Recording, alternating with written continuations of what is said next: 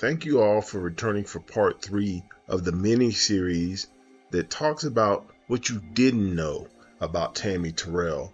We're just going to jump into episode 3 right now.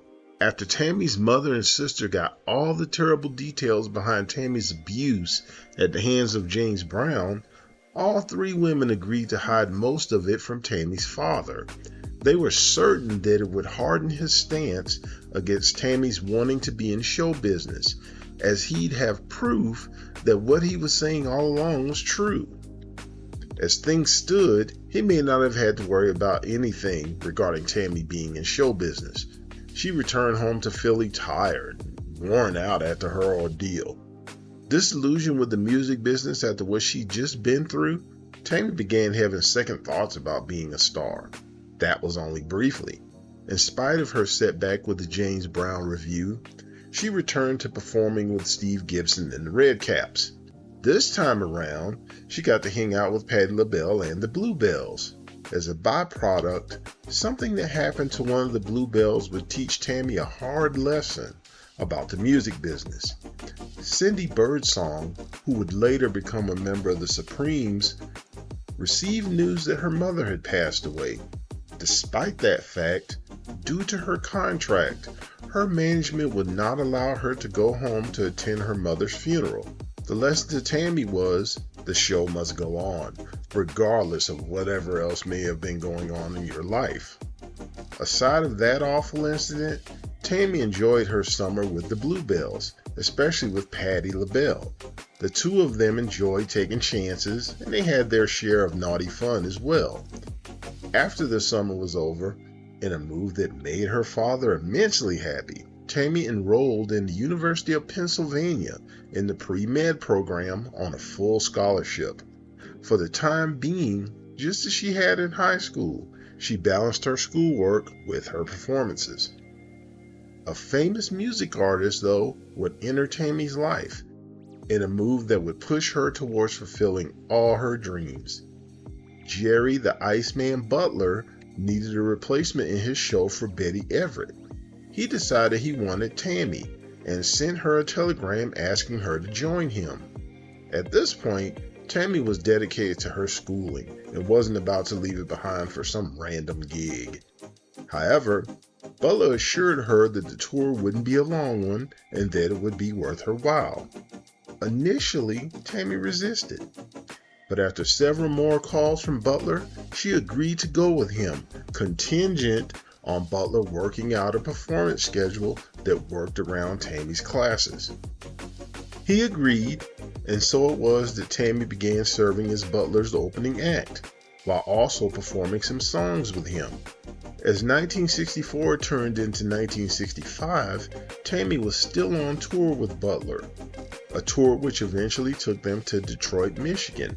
While they were there, they performed at the 20 Grand Club. Tammi didn't know it at the time, but that night would change her life forever. In the audience on that particular evening was Berry Gordy. Of course, Gordy was the owner of Motown Records. He loved Tammy's performance, and he talked to her afterwards about her future.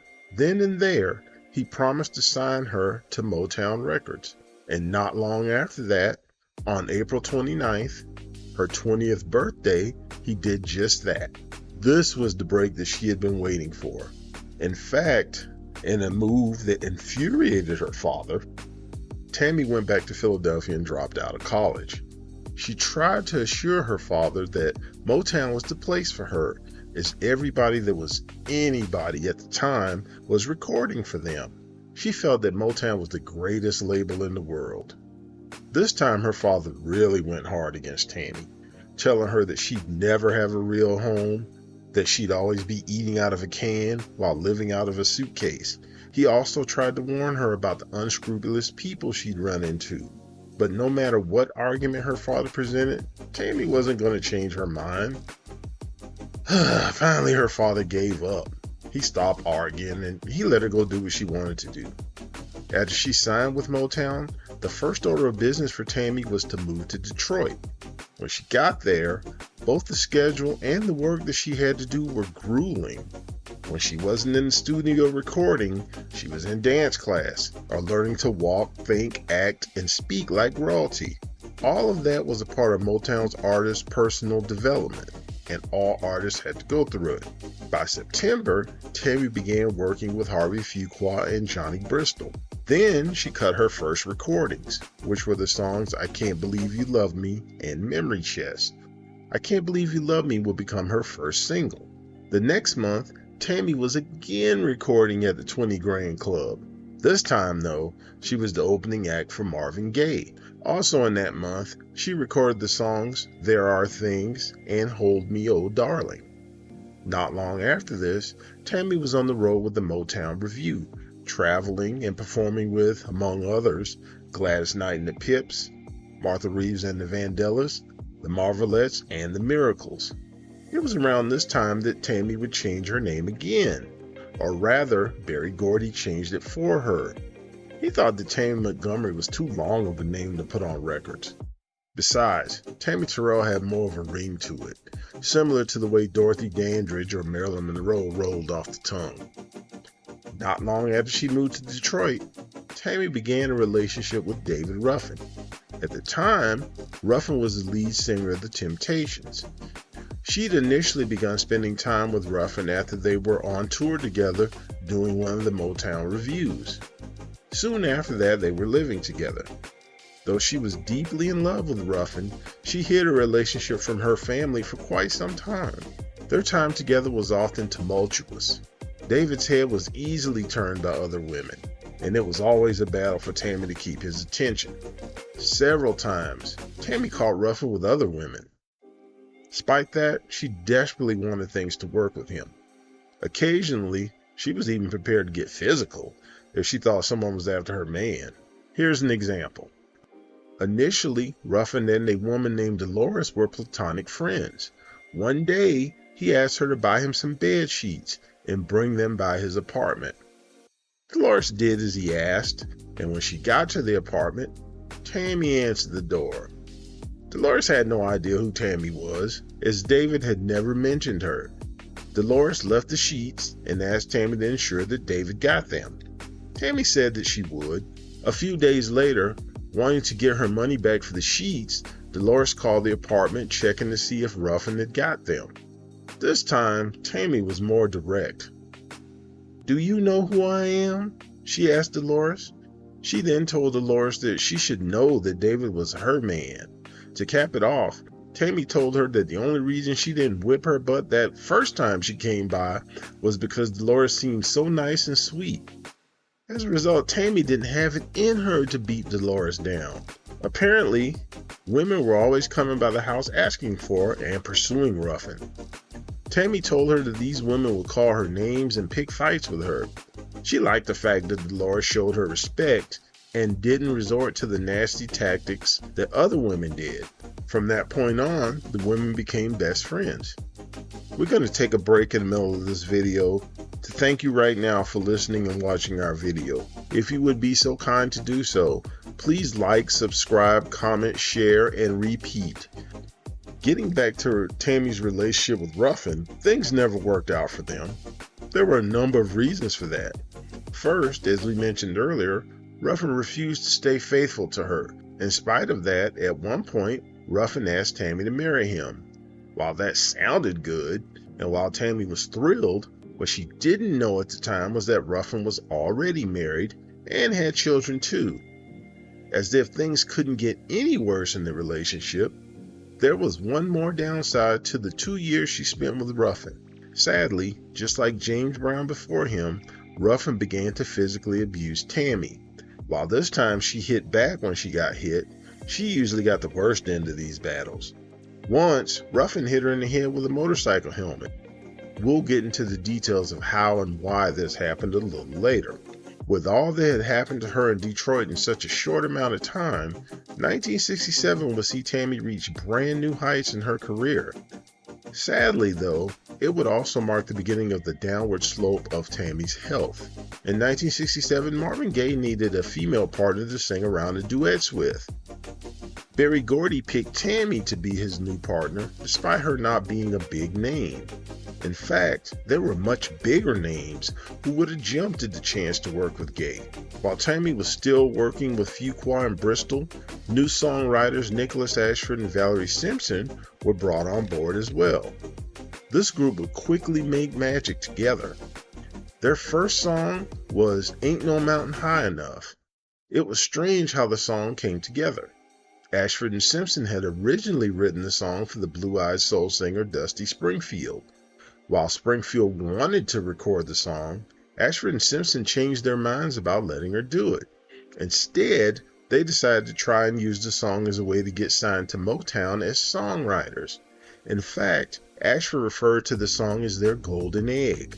Additionally, the song was not intended to be a duet.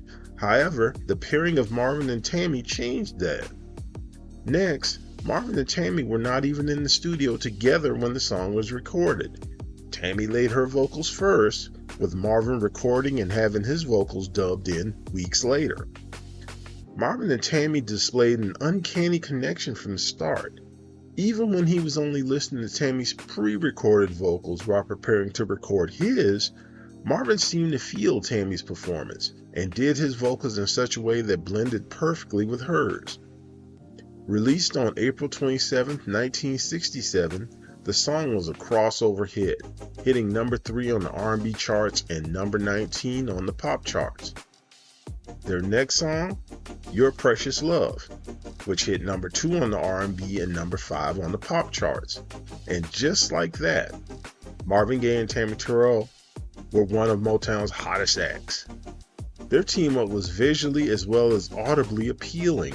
They looked as good together as they sounded together. They even made an appearance on The Tonight Show. Unfortunately, while all this was going on, Tammi ran into a problem that had been recurring since childhood: her headaches.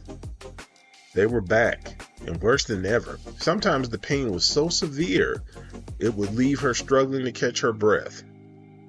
Their next hit was Ain't Nothing Like the Real Thing. This would also be the first song that the duo ever sang together in the studio.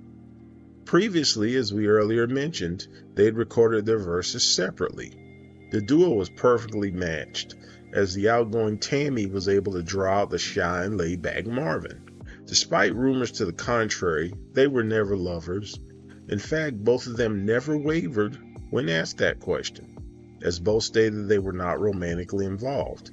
At the time, Marvin was married to Anna Gordy Gaye, who was Berry Gordy's sister. Instead of a physical love, they shared a close relationship as friends. When it came to performing, Marvin felt that Tammi was the best partner he'd ever had. In the summer of 1967, Tammi had a show in Atlantic City. This is where the infamous situation with Tammi, David Ruffin, and the motorcycle helmet that we referred to earlier took place. Here are the details. The year prior to that, as we mentioned earlier again, Ruffin proposed to Tammi, despite the fact that he was already married. At the time, Tammi was not aware of this. However, as she did learn he was married, she kept walking around and wearing and flaunting the engagement ring in public and announcing to people that she and Ruffin were getting married. This angered Ruffin, as it was making problems for him with his wife. As a result, he and Tammi feuded over this for months. However, everything came to a head on this particular day. The two of them began arguing loudly in their hotel room. Tammy's road manager had the room next door and could easily hear what was going on. When she could no longer hear any sounds from the room, she went and beat on their door until they let her in. When she got inside, she could see David applying ice to the side of Tammy's face. After David went to get more ice for the injury, Tammi admitted to her road manager that Ruffin had hit her with his motorcycle helmet. The manager immediately called Tammy's parents and told them what happened. Later that day, Tammy's family arrived and knocked on Tammy's door.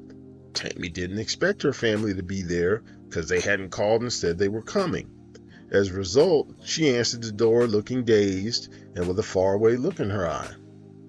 At the time, Ruffin was still in the room, and check out this cowardly move. However, when he heard that it was her family at the door, he hastily put on the same helmet he'd hit Tammi with earlier climbed over the balcony, shimmied down the side of the building, and shortly afterwards, the sound of his motorcycle speeding off and roaring away could be heard. Ain't that a shame? This is the last straw for Tammi. Not long after this, she broke up with Ruffin for good. She finally came to the conclusion that no matter how much she wanted to work with Ruffin, it just never was going to. In fact, she no longer wanted to try.